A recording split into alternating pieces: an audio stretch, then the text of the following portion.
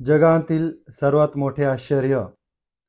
शिरूर घोडनदी कल्किदत्त मंदिर पाषाणवाडी येथील पंडित चतुर्वेद सायंटिस्ट श्रीवत्सवक्षा भगवंत परमहंस परिव्राजकाचार्य श्री काशी विश्वेश्वरानंद सरस्वती यांनी श्रीमद भगवद्गीता आणि ज्ञानेश्वरी यांचे स्पष्टीकरण श्री स्वयंपूर्ण महाकल्केश्वरी महाग्रंथ लिहून जगात पहिला क्रमांक मिळविला. तपशील: श्रीमद भगवद्गीता 700 श्लोक, ज्ञानेश्वरी 9013 श्लोक, तर श्री स्वयंपूर्ण महाकल्केश्वरी 1,85,000 म्हणजे जवळजवळ 2 लाख श्लोकांचे महाकाव्य लिहिले आहे. 2 भाग प्रसिद्ध झाले असून पुढील भाग प्रसिद्ध आर्थिक मदत आल्यावर होतील. यांची वेदांवरील प्रवचने आणि भगवान कल्किदत्तात्रेय अभंग आणि शिरूरच्या अमृतगवळणी यूट्यूबवर पहा. ओम वक्रतुंड महाकाय सूर्यकोटि समप्रभ निर्विघ्नं कुरु मे देव सर्वकार्येषु सर्वदा. ओम शांताकारं भुजगशयनं पद्मनाभं सुरेशं ओम विश्वाधारं गगनसदृशं मेघवर्णं शुभांगनं ओम लक्ष्मीकान्तं कमलनयनं योगिध्यानगम्यं वंदे विष्णुं भवहरं सर्वलोकैकनाथं. ओम शांति.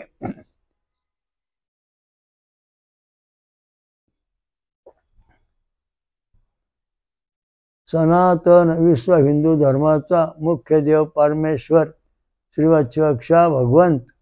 ओम सहस्रशीर्षा पुरुषा सहस्राक्षा सहस्रपाद सभूर्मी विश्ववृत्याति दशांगुलम.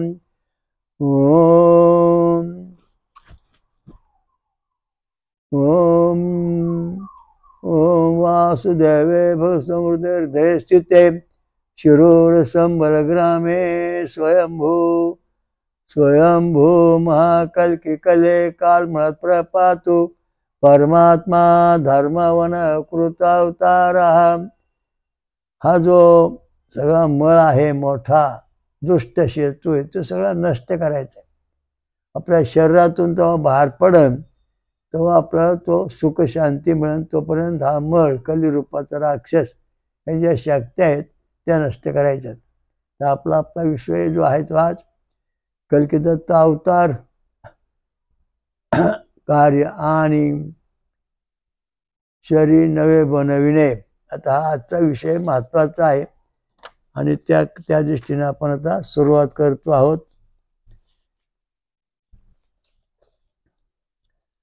ऋषी मातृनामा देवता मंत्रोक्ता आणि छंद आहे अनुष्टुप छंद गांधार स्वरा. आता याचा महत्त्वाचा मुद्दा असा आहे की स्वर म्हटल्याशिवाय चालत नाही. आपलं जे शरीर आहे ते शरीर छंद रूपाने आहे आणि नाडी स्वर रूपाने आहे. स्वरच जर नसेल तर शरीर चालणार नाही. त्याचा पुढचा विषय जो आहे तो आपण ते वाचून पाहू आणि मग आपल्याला सुरुवात करू.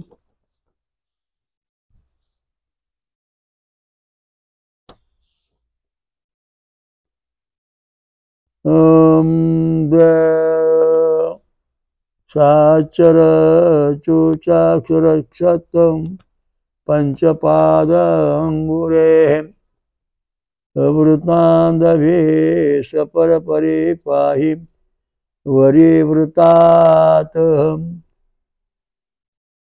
यं नामं मां सदन्ति पौरुषेच ये कवि गर्भान खादन्ति केश वाशानि नीतो नाशयमसि. आता या ठिकाणी याचा अर्थ आता आपण पाहणार आहोत आणि याचा अर्थ पाहिल्यानंतर आपल्याला याचं सत्य समजणं. तर ते आता आपण वाचून पाहू. आता ही अंगुली, याचं नाव आहे अंगुली. अंगुली आता काय सांगितलेलं बघा.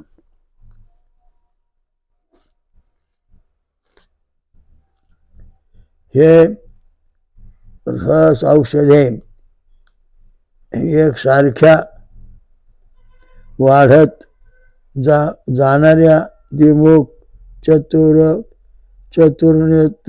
चतुर्नेत्र पंचपाद आणि अंगुली विरहित दिशापासून तू आमचे रक्षण कर. अंगुली रहित म्हणजे महारोग. या महारोगापासून तू आमचे रक्षण कर असं या ठिकाणी सांगितलंय. आता आपल्या या शरीरामध्ये अंगुली म्हणजे बोट, अंगुली म्हणजे शरीर. शरीरामध्ये हा महारोग झाल्यानंतर हाताची बोट, पंजे हे अंगुली रहित म्हणजे सगळे हाताबोट नसतं, हे भूत आहे अंगुली रहित. व्हायरस, हा व्हायरस जो आपल्या शरीरात घुसला त्या माणसाच्या, तर त्याला महारोग होतो, कुष्ठरोग होतो. आणि त्याला हे जी वनस्पती आहे म्हणजे द्विमुख चतुर्नेत्र पंचपाद अशी वनस्पती आहे. ते वनस्पतीचं औषध दिल्यानंतर हा रोग बरा होतो. तर हे जे आपल्या याच्या होल्टर नंबर मातृनामा ऋषी, मंत्रोक्त देवता आणि अनुष्ठुप गांधार स्वरा असं या ठिकाणी याचं महत्व आहे. तेव्हा आपला महारोग होईन का नाही हे आपण आता पाहू शकतो. महारोगाची जी काही लक्षणं आहे शरीरामध्ये ती कशी पाहणार येणार. होल्टर नंबर 3 हा जर 10 एम आला पॉझिटिव्ह मध्ये तर आपला महारोग कधीच होणार नाही. 6 ते 10 एम पाहिजे, महारोग होणार नाही. आपल्या शरीरामध्ये वाहणाऱ्या ज्या धमन्या रचना आहेत त्याबरोबर व्यवस्थित काम करतात, हे सिद्ध झालं. जर व्होल्टेज नंबर 3 जर समजा 5 एम आला तर आपल्या जे बोट आहेत ते बोट जे आहेत ते कमकुवत होतात आणि बोट म्हणजे नख जळायला लागतात, अंगुली रहित व्हायला लागतात. म्हणजे 50% आपल्याला त्रास व्हायला लागतो. आणि आधी कोणी जर समजा 3 वर व्होल्टेज आला अनुष्ठुप छंद गांधार स्वरा तर कधी आपल्याला हाय म्हणजे भीती निर्माण होती शरीरामध्ये, थरथर कापणे. आणि निगेटिव्ह जर 3 नंबर आला तर त्याच्या हातात फक्त पंजे राहतात, सगळे बोट झडून जातं. अशा दृष्टीने हा कुष्ठरोग होतो. तर ही वनस्पती जी आहे पर्णकुटी वनस्पती जी आहे नाव दिलेलं आहे त्याने, तर त्या वनस्पती जी आहे त्या वनस्पतीपासून हा रोग बरा होतो. द्विमुखी चतुर्नेत्र पंचपाद ह्या वनस्पतीचं नाव वर्णन आहे. द्विमुख म्हणजे फळार्थ आहे ते 2 मुखच. आणि तिला नंतर चतुर्नेत्र म्हणजे 4 शिरा असणारं फळ. पंचपाद म्हणजे त्याच्यावरती 5 रेषा येणार त्या फळाला, ते पंचपाद. वाघाटीचं जे फळ आहे वाघाटी, त्याच्यावर ह्या गदासारखं फळ येतं. नंतर तरटीला पण असंच फळ येतं, त्याला पण अशा रेषा गजेसारख्या आहेत. ह्या जेव्हा 2 वनस्पती आहेत वाघाटी आणि तरट, ही जे 2 फळं आहेत ही 2 फळं समजा उघळून त्या माणसाने खाल्ली तर त्याचा महारोग बरा होतो असं या ठिकाणी त्यांनी सांगितलं. तर आता पुढं त्याचा दुसरा एक भाग असा आहे तो आपण पाहणार आहोत.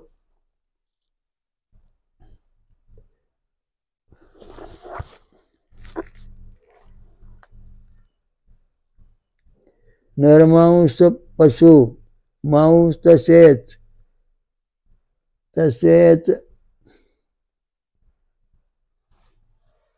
मांस तसेच गर्भमांस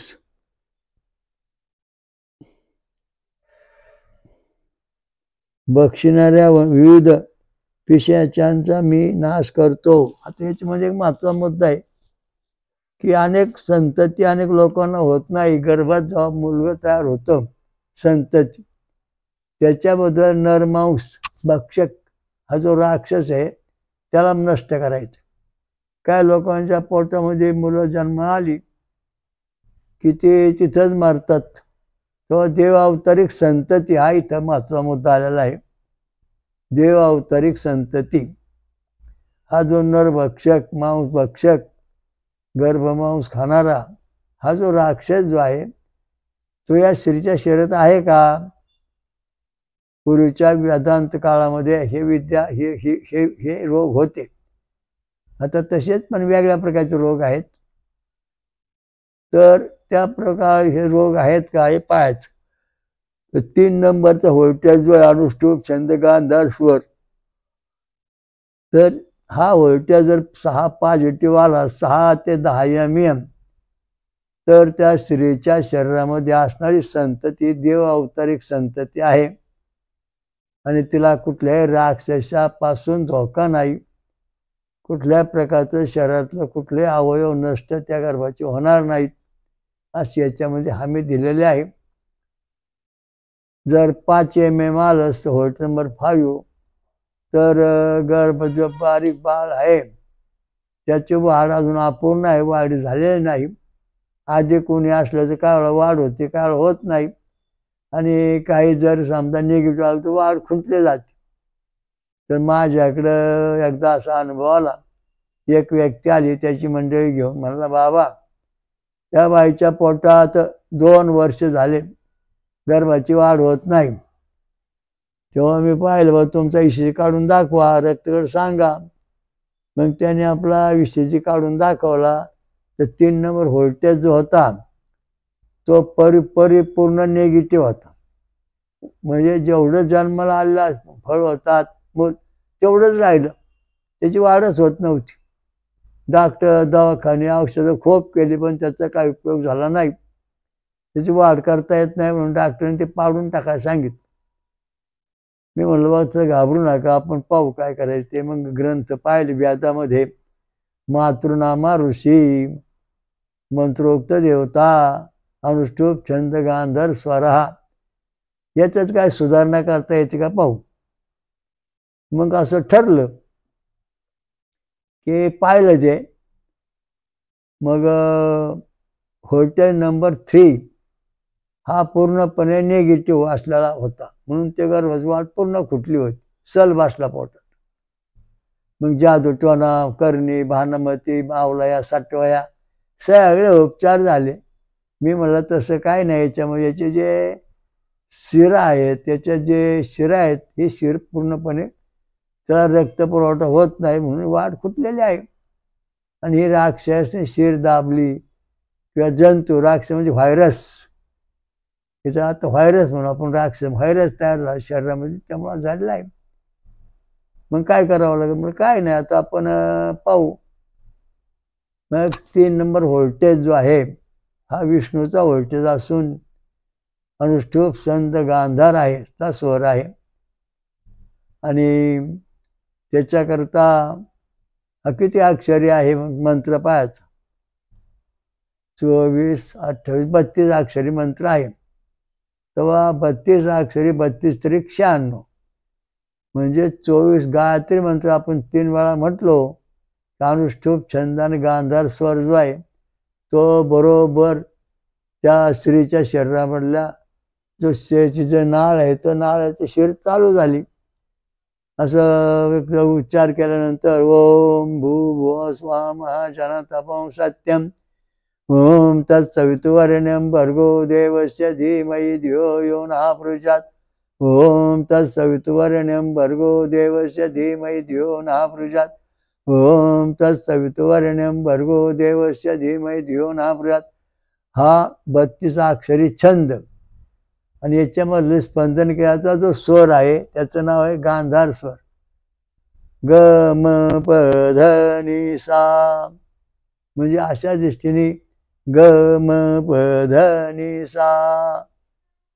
आता गांधार स्वर सारी ग म प ध नि सा असा ते भजनात म्हटला जातो. ग म प ध नि सा रे ग. तर अशा दृष्टीने हा स्वर या ठिकाणी आहे.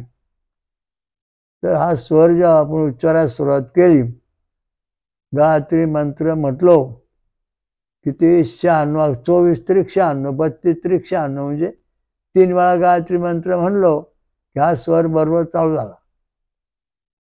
आणि तो स्वर चालू झाल्यानंतर त्या 3 वर्ष पोटात असणाऱ्या गर्भाची वाढ होऊ लागली आणि पुढं ते मुलगं झालं चांगले आता पद्धतशीर.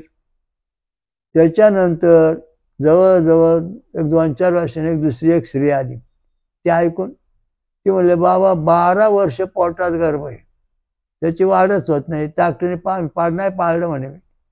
मला नाही पाडूशी वाटत. देवधर्म खूप केले, तीर्थयात्रा केल्या, मोठमोठे साधू पाहिले, कुंभमेळ्यात गेले, जादूआट चमत्कारी शास्त्र पंडित सगळे पाहिले, पण याला काही परिणामच होत नाही. आणि डॉक्टर पाहिला. डॉक्टर म्हणला शिर बंद झाली. त्यांनी बरोबर सांगितलं की शिर चोकअप झालेली आहे, त्यामुळं रक्तपुरवठा होत नाही म्हणून गर्भामध्ये आहे, काढून टाका पेशी, हे काढून टाका. मग मी म्हणलं बघा तुमचा रक्तगट सांगा.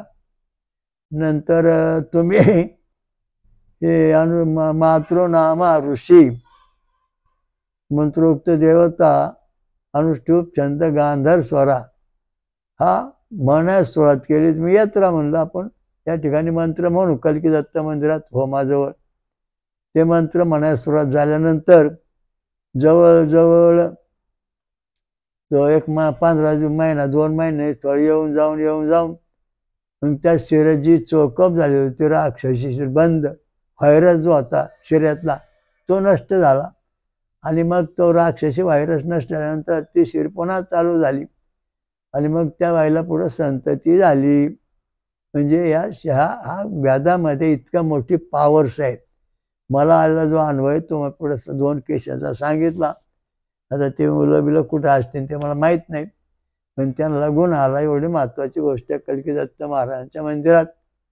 या ठिकाणी 4 वेदांचे मंत्र म्हटले जातात रोज, आणि होम हवन केलं जातं. आणि जे भाविक मंडळी येते त्यांना भरपूर अडचणी आहेत असे ते होतात. आता एक शिरी होती नवीन 4थं उदाहरण 3रं उदाहरण सांगतो. उत्तर हिंदुस्थानामध्ये आणि तिची शरीरातली शिर तुटूनच गेली. तुटून गेल्यानंतर 2 शिरा, एक शिर तुटून गेली आणि दुसरी कमकुवत झाली. डॉक्टर म्हणला आता काय संतती म्हणे तुम्हाला आशा नाही आणि होणार पण नाही. मग आपल्या इथं ते शिरा आले, शिरी आणली, देवापुढे बसवलं. ती थोडी आरडी निघून तिच्या अंगात जे काही व्हायरस होता राक्षसी व्हायरस तो नष्ट झाला. नंतर त्या ज्या शिरा होत्या त्या तुटलेल्या जोडल्या गेल्या.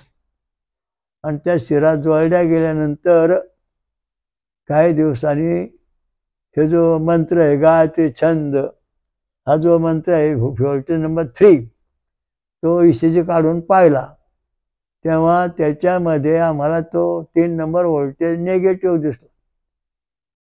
मग मोडा धान्य खा, नारळाचं पाणी प्या, सोमरस प्या, ऊसाचा रस, नारळाचं पाणी, आमरस, फळांचा रस, सोमरस घ्या असं ट्रीटमेंट दिली. मोडा धान्य खा असं ट्रीटमेंट दिली. मग याच्यावरचा जो मंत्र आहे 3 वेळा गायत्री मंत्र म्हणलं तर 24 त्रिक 32 96, 24 त्रिक 72, तर 24 तासाच्या दृष्टीने हा मंत्र म्हटलं गायत्री. तर त्याच्यामध्ये तो अनुष्टुप छंद आणि गांधार स्वर हे छंदाचं स्वरूप. छंद स्वरूप म्हणजे त्या मुलाला जो आकार होता आपला त्या छंदामध्ये हालचाल सुरू झाली. हालचाल सुरू झाल्यानंतर मग त्याच्यानंतर ते स्वर सुरू झाला. मग त्याची नाडी ठोके पडायला लागले आतली आत व्यवस्थित. आणि मग ते पडायला लागल्या, नाडी ठोके पडायला लागल्यानंतर त्या स्त्रीचा जो 12 वर्ष पोटात सल होता त्याची हळूहळू वाढ होऊन पुढे त्यांची डिलिव्हरी झाली. आता ते लोक कुठं असतील सांगता येत नाही, ते पत्ते पण नाहीत. अशा अनेक घटना आहेत.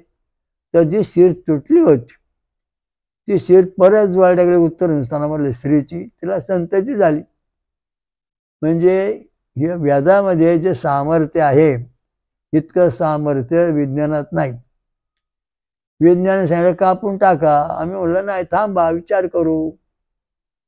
मग गाते छंद मंत्र म्हणायला सुरुवात केली. गुरुदेव महात्मे श्रीचा अमृत गवळणी म्हटल्यानंतर शरीरामध्ये अमृत तत्व निर्माण झालं. आणि मग त्या अमृत तत्व निर्माण झाल्यानंतर मग संतची वाढ झाली. तशी वाढ होऊ शकत नाही. सोमरस प्यायचा, सोमरस नाही फळांचा रस प्यायचा, मोडा धान्य खायचं, त्याच्यानंतर अमृत गवळणी म्हणायचं.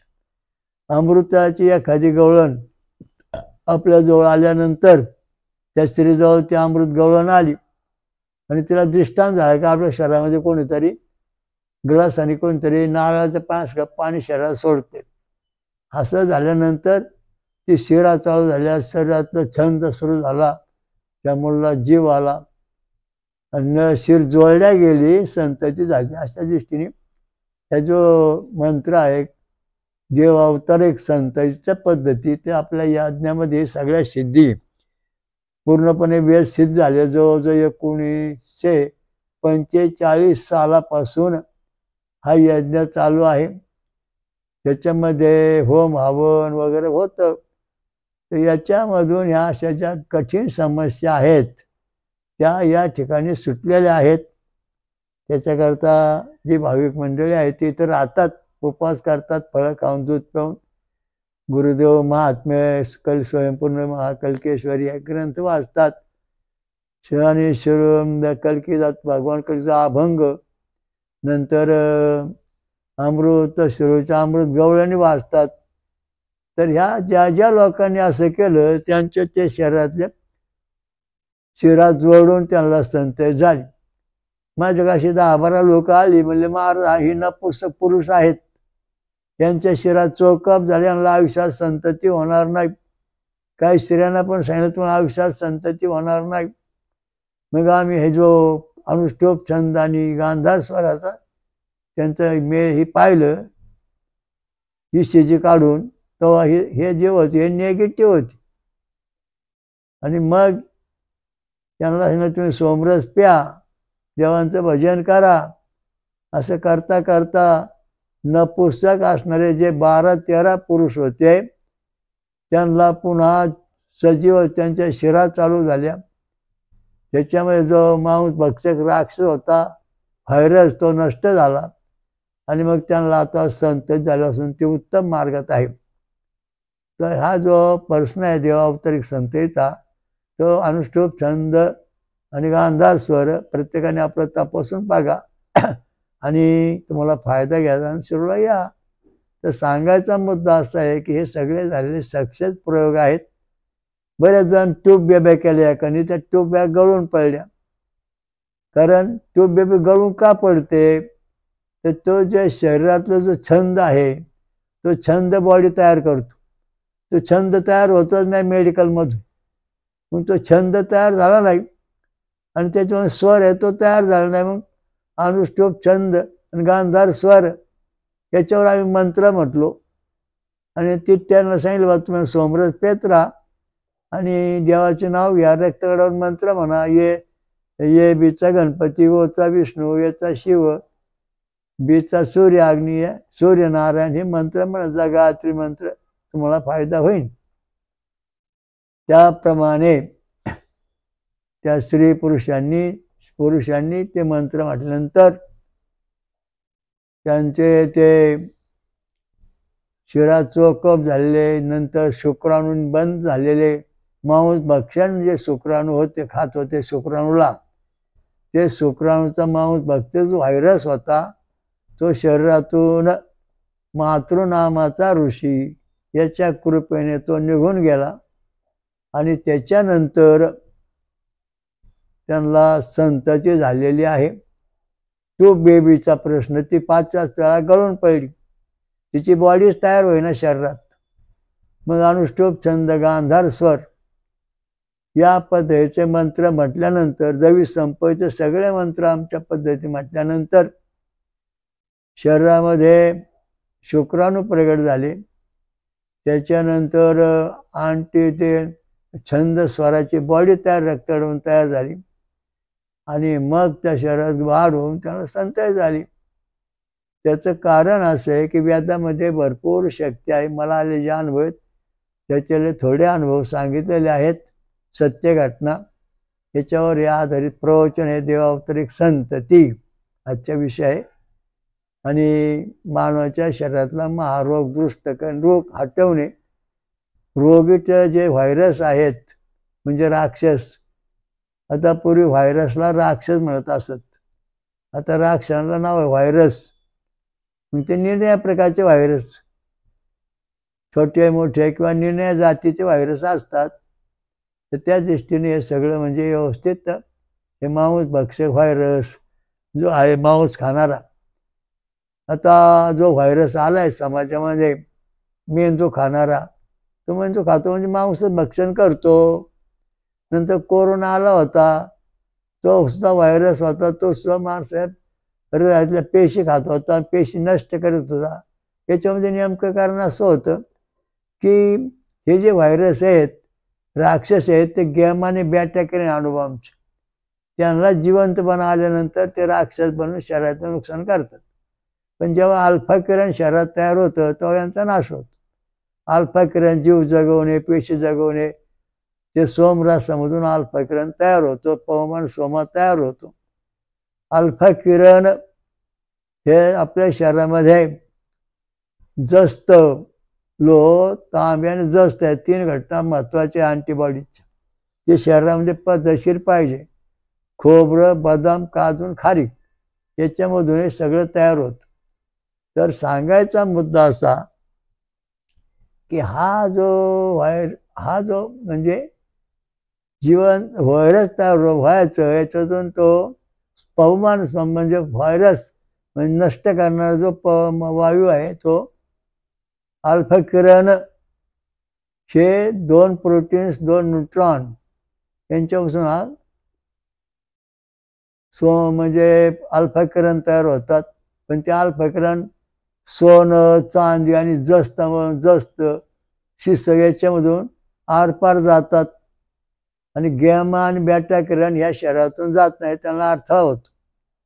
तेव्हा आपल्या शरीरामध्ये जी जीवपेशी आहे त्या जीवपेशीमध्ये 99% जस्त असावं लागतं, तेव्हा 100% अल्फा किरण शरीरात प्रगट होतात. आपल्या पेशी जर 60% जस्त असेल तर 60% अल्फा किरण तयार होऊन 40% गॅमा आणि बॅटा किरण तयार होऊन आपल्या शरीरातल्या पेशी खाऊन टाकतात.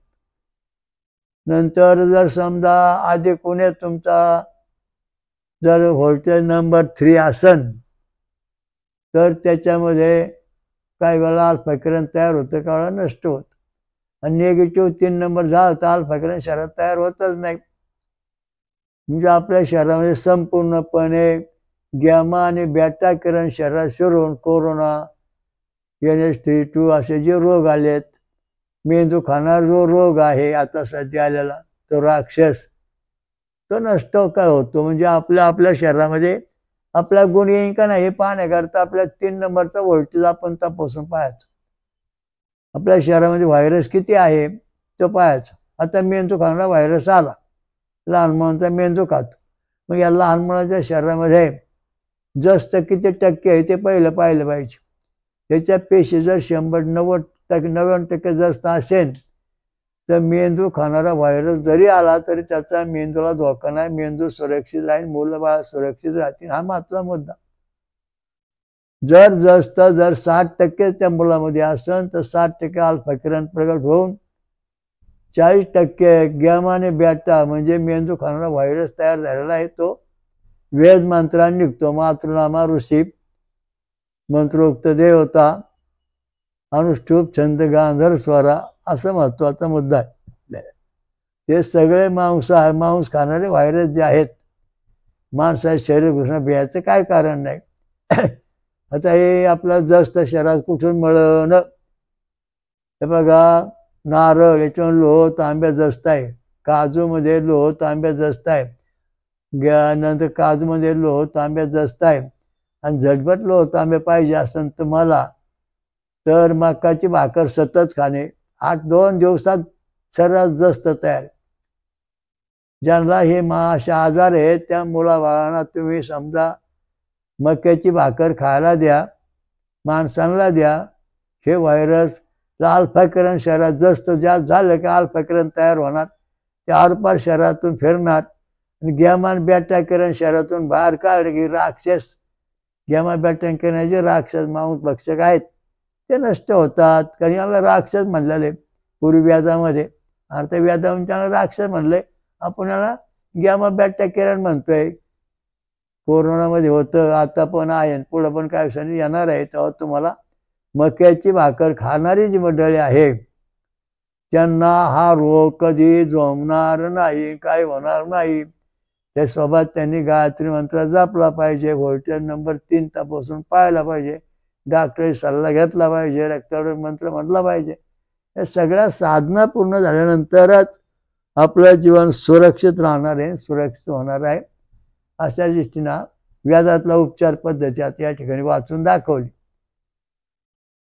नरभक्षक मांस भक्षक हे जे आहेत सगळे रोग आहेत, क्षयरोग, महारोग, कॅन्सर, हे सगळे रोगावर मात करणारा जो उपचार पद्धती जी आहे ती फक्त अल्फा उपचार पद्धती, पवमान सोमव्याधात नाव आहे त्याला. आणि या ठिकाणी आता याला अल्फा नाव आहे. तर प्रोटीन्स आणि न्यूट्रॉन हे सोमरासातून शरीरात तयार होत, त्यातून हे किरण तयार झाल्यानंतर पण हे किरण काम किती टक्के करतात हा महत्त्वाचा मुद्दा आता पुन्हा आपल्या पुढे आलेला आहे. हे अल्फा किरण शरीरामध्ये 10 mm आल्यानंतर 100% अल्फा किरण शरीरात प्रवेश करून काम करतोय. म्हणजे गॅमा बॅटा किरण आपल्या शरीरात अजिबात येत नाही. जरी उद्या अणुबॉम्ब पडला, जरी उद्या अणुबॉम्बचं युद्ध झालं, आता अणुयुद्ध चालूच आहे, त्याचे दुष्परिणाम आपल्या शरीरावर, गाई वासरावर, पशु पक्ष्यावर होऊ नयेत म्हणून गुरांना मकाचा चारा आणि माणसाला मकाची भाकर हे खाल्ल्यानंतर हा व्हायरस गुरांना माणसाला वाचू शकतो, लक्षात ठेवा. तर अशा दृष्टीने मांस भक्षक हा जो आहे, गुरांना अँथ्रेक्स नावाचा रोग झाला, तोच रोग माणसांना पण झाला.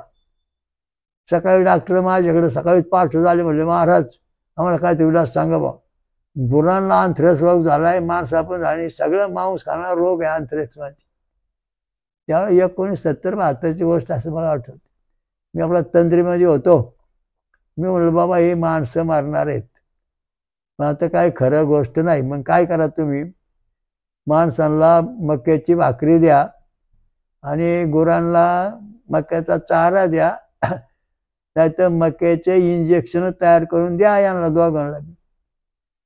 मग डॉक्टरांनी त्यांच्या पद्धतीने ती ट्रीटमेंट म्हणजे शिजवून पाणी पाजून असे किंवा केल्यानंतर गुरं नीट झाली, माणसं पण नीट झाली. मांसाहार करणारे जे भक्षक राक्षस होते त्याचा अनुभव आलेला आहे मला, सत्यसृष्टी बरेच दिवस झालेली गोष्ट आहे. म्हणून मुद्दाम सांगितले की मक्याची भाकर पुरुषांनी खायची, स्त्रियांनी खायची आणि गुरांना मक्याचा चारा द्यायचा. तिचं जे दूध आहे त्या दुधामधून आपला जस्त मिळू शकतं आणि त्यामुळं आपण तरू शकतो. आता गिन्नी गाय आहे, गिरीगाय, आता गिरीगायचं दूध महाग आहे, तरी गिरीगायच्या दुधामध्ये सोनं आहे. आता बघा किती मौजेदार इतिहास आहे. गिरीगायच्या दुधात सोनं आहे आणि आपल्या गायचं तूप जे असतं पिवळं तूप त्याच्यामध्ये सोनं आहे. हा आपण तूप सतत खाल्ल्यानंतर दही, लोणी, ताक दही आणि लोणी आणि तूप हे 3 गोष्टी जर आपण सतत खाल्ल्या तर आपल्या शरीरामध्ये जास्त म्हणजे तुपामध्ये सोन्याचा अंश वाढणार आहे. सोन्यामधून अल्फा किरण ऑटोमॅटिक सरळ जातात, गॅमान बॅटा किरणा प्रवेश नाही. म्हणून गायचं पेस्ट, शुद्ध गायचं तूप खाणारी जी मंडळी आहे त्यांच्या शरीरामध्ये सोन्याचा अंश तयार होतो आणि सोन्याचा अंश तयार झाल्यानंतर त्याच्यातून मग अल्फा किरण तयार होतात आणि मग गॅमा बॅटा किरण आपल्या शरीरात येऊ शकत नाहीत. असा अनुभव आलेला आहे. ज्यावेळेला कोरोना झाला त्यावेळेस लोकांना कांद्याचा रस, तूप अशी ट्रीटमेंट घ्या म्हणून सांगितली. 500 कोटी लोकांचा आपल्या संस्थेने माझ्या तत्वाचा प्रचार केला. तर ज्यांनी ते पाळलं त्यांना गुण आला. कारण का, अल्फा किरण शरीरात तयार झाल्याशिवाय हे रोग हटू शकत नाही. जस्त कांद्यातून मिळतं, मक्याच्या भाकरीतून मिळतं, सुरणमधून मिळतं, वाटाण्यामधून मिळतं, नंतर अजून काय गोष्टी आहेत त्यातून मिळतं. डॉक्टरकडून चौकशी करून त्याची पहा जस्त कोणकोणत्या वनस्पतीमध्ये आहे ते घ्या. तर सोन्याचा अंश आपल्या शरीरात जास्त पाहिजे. मग सोन्याचा अंश आपल्या शरीरात आहे का नाही, आता ही व्होल्टेज नंबर 3 आपण तपासून पाहणार. तुमचं व्होल्टेज नंबर 3 अनुष्टुप छंद गांधार स्वर व्होल्टेज नंबर 3 जर समजा 10 mm आला असेल तर तुमच्या शरीरामध्ये सोनं 100% आहे, अल्फा किरण 100% आहे. तुम्हाला कुठल्याही प्रकारचा आजार होणार नाही. गॅमा बेटा किरण, कोरोना सारखे भयानक रोग जगात चाललेले आहेत. सगळ्या रोगावर रामबाण औषध एकच, गिरी गाईचं दूध पिणे, नंतर कुठल्या गाईचं तूप खाणे, पिवळं तूप, त्याच्याहून सोनं आहे. सोन्याचा अंश आपल्या शरीरात उतरवायचा. जस्त मक्याची भाकर, कांदा यातून जस्त मिळतं. नारळ लोह तांबे जस्त, बदाम लोह तांबे जस्त, मग काजू लोह तांबे जस्त. किती मोठे आजार होऊ जात तुम्हाला. मरणात दारात जरी तुम्ही गेले ना, मरायला लागल्यानंतर तुम्ही जर समजा इथं ट्रीटमेंट औषध घेतलं आणि गायत्री मंत्र म्हटलात आणि आपला 3 नंबरचा व्होल्टेज तपासून पाहिला तर आपल्या शरीरात सोनं जस्त किती आपल्याला कळू शकतं. डॉक्टर काय म्हणजे पेशी तपासण्यात सांगता बा याचे कुठले घटक कमी झाले त्या दृष्टीने ते उपचार करतात. पण धार्मिक उपचार पद्धती अशी आहे आणि त्या दृष्टीने आपल्याकडे आतापर्यंत असंख्य भाविकांना फायदा झालेला आहे. शरीरातले जे काही म्हणजे जीवपेशी, गर्भाशयातले जीवपेशी नष्ट करणारा, जीव नष्ट करणारा, हे सगळे अनुभव मला आले तेवढे तुम्हाला सांगितले. तर ह्या मंत्रातून मातृनामा ऋषी, मंत्रोक्त देवता, अनुष्टुप छंद आणि गांधार स्वर याची कृपा हा ऋषी सिद्ध का, व्याजातले ऋषी सिद्ध करता आले पाहिजेत, व्याजातल्या देवता सिद्ध करता आले पाहिजेत, व्याजाला छंद सिद्ध करता आला पाहिजे, वेदाला स्वर सिद्ध करता आला पाहिजे. तो या सिद्धी प्राप्त होतात, सायश्वर्य प्राप्त होत.